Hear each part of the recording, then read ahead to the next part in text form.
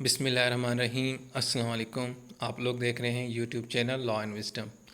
आज हम बात करेंगे एग्जेक्टिव सिस्टम के बारे में। टर्की का एग्जेक्टिव सिस्टम क्या है और उसके अंदर कौन सी चीज़ें आती हैं, इसका कॉन्सेप्ट क्या है, इसका मतलब क्या है, और ये जो एग्जेक्टिव सिस्टम है बाकी ममालिक के अंदर जो एग्जेक्टिव सिस्टम है उससे ये कितना डिफरेंट है।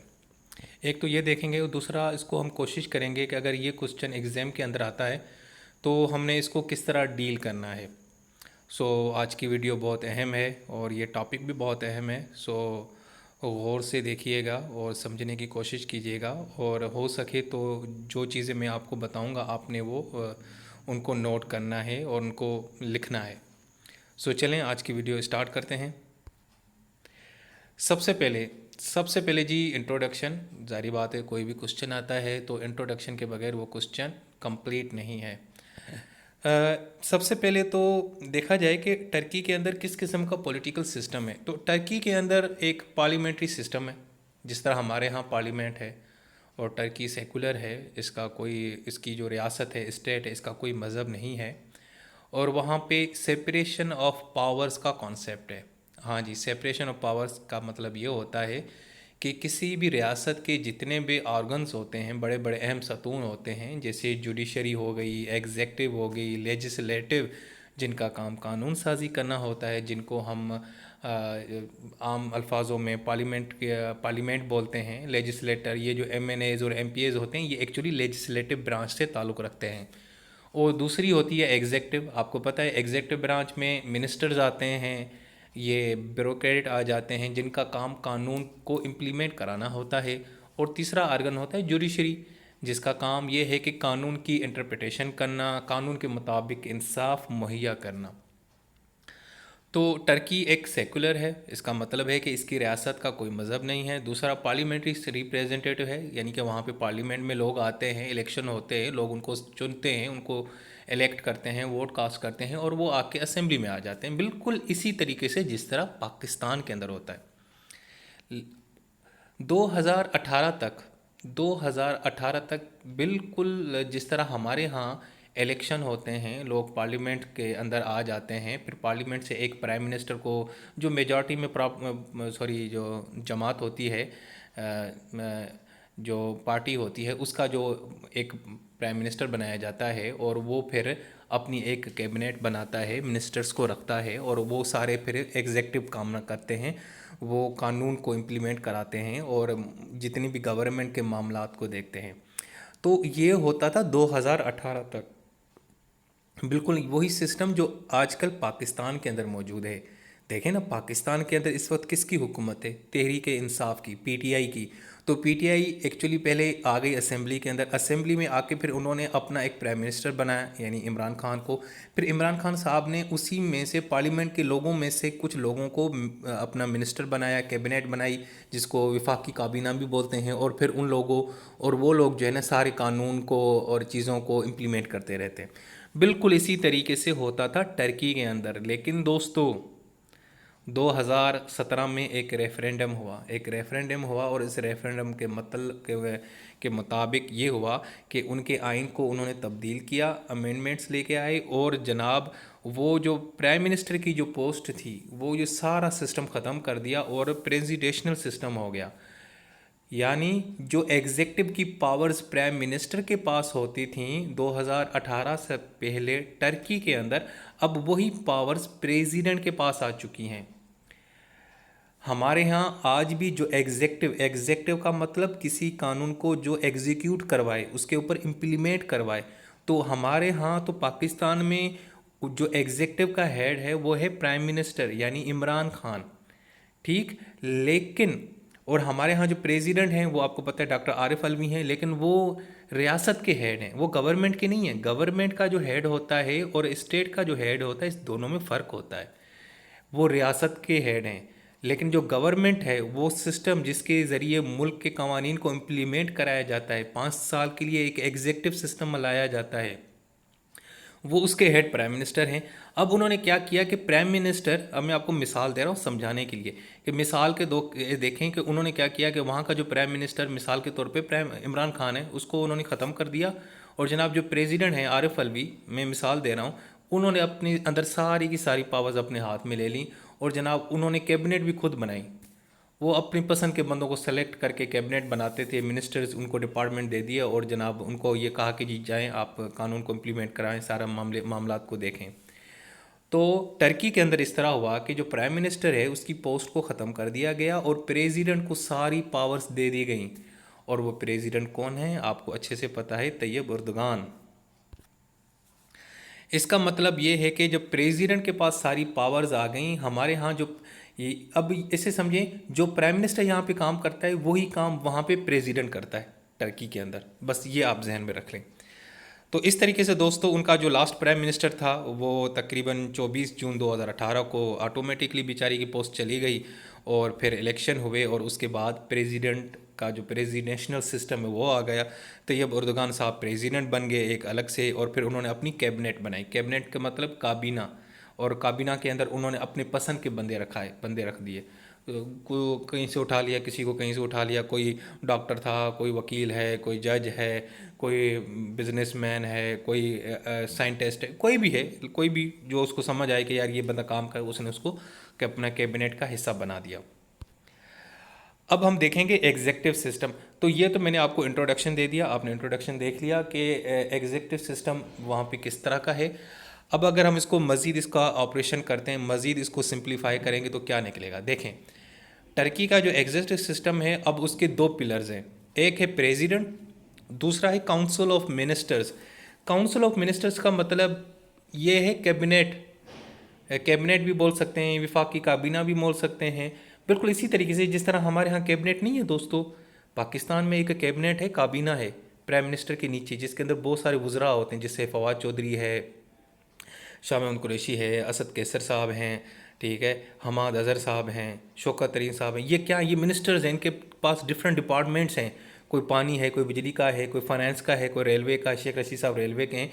तो ये लोग क्या करते हैं, इन सारे डिपार्टमेंट्स को चेक करते हैं और कानून को इम्प्लीमेंट कराते हैं, लोगों के मसाइल हल करते हैं। कोई पानी का मसला देखता है, कोई बिजली की डिपार्टमेंट को देखता है, कोई इंटीरियर मिनिस्टर है। मैं माजरत खाऊँ, रेलवे का मिनिस्टर इस वक्त जो है ना वो आज़म सवाती साहब हैं, शेख रशीद साहब उससे पहले थे, मेरे जहन में वो घूम रहे थे। शेख रशीद साहब अब इंटीरियर मिनिस्टर हैं। तो ये सारे मामला देखते हैं।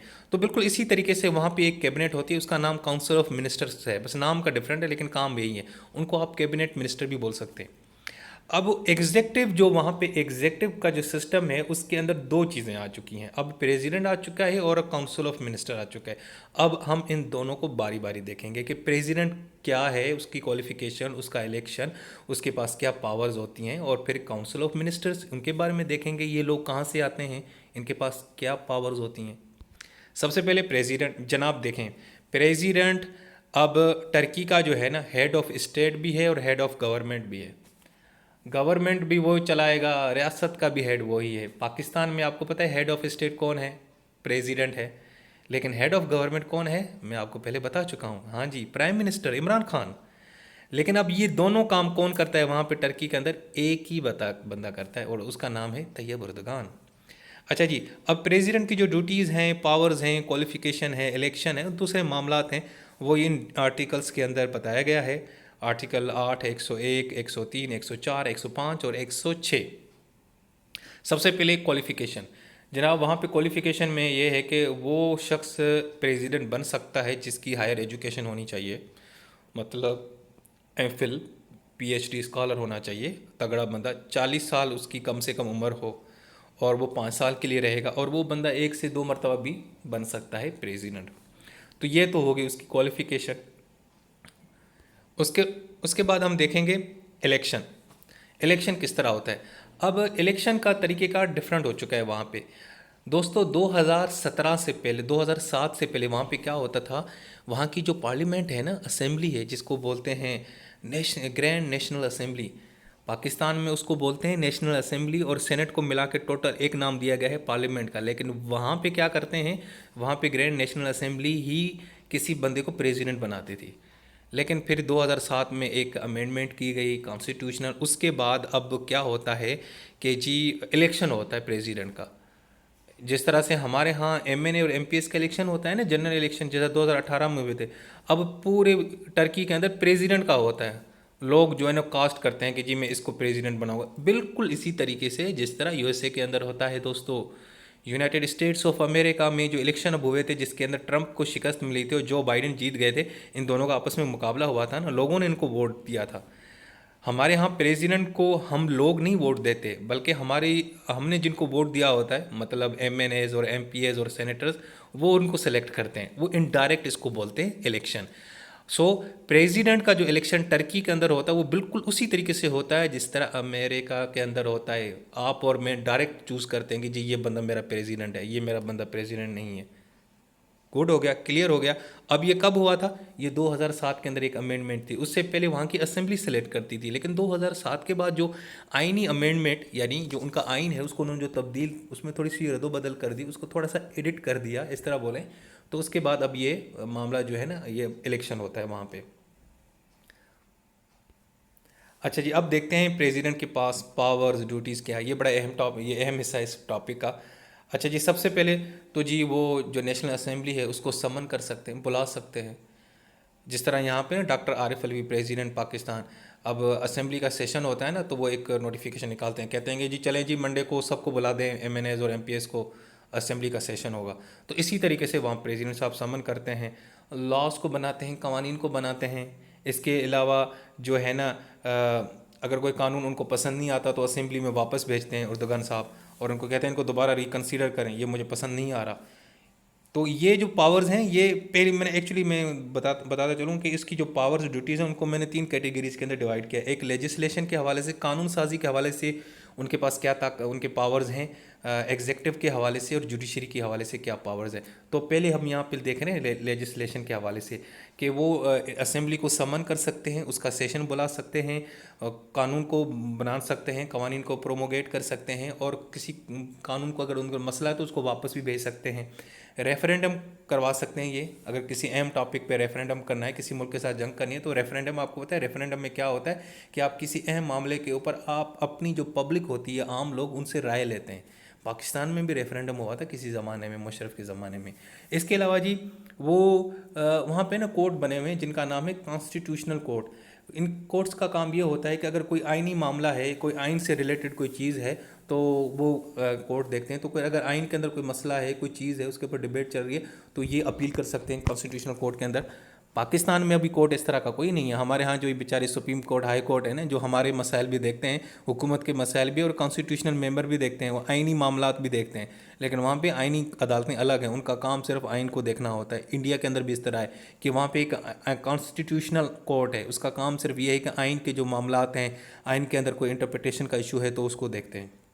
इसके अलावा वो असेंबली के इलेक्शन कॉल कर सकते हैं, ये उनके पास पावर्स हैं। इसके अलावा जनाब अब एग्जेक्टिव फंक्शन क्या है, एग्जेक्टिव वाली पावर्स क्या हैं। एक तो जी प्राइम मिनिस्टर को वो अपॉइंट कर सकते हैं और उसका जो है ना इस्तीफ़ा मंजूर कर सकते हैं। अब तो वो नहीं है, सो ये पावर अब ख़त्म हो चुकी है। इसके अलावा किसी भी मिनिस्टर को डिसमिस कर सकते हैं, जो मिनिस्टर उन्होंने लगाया उसको डिसमिस कर सकते हैं अगर प्राइम मिनिस्टर उनको प्रोपोज करते हैं। अब प्राइम मिनिस्टर तो नहीं रहे, अब इसका मतलब ये है कि ये पावर भी सिर्फ उनके पास है, ये अपनी मर्ज़ी से किसी को रख भी सकते हैं, निकाल भी सकते हैं। अब ये जो काउंसिल के मिनिस्टर्स होते हैं उनको बुला सकते हैं कि आए जी मीटिंग करते हैं, कल 9 बजे पहुंच जाओ सुबह को, ठीक है, मतलब कैबिनेट के मिनिस्टर्स को बुला सकते हैं।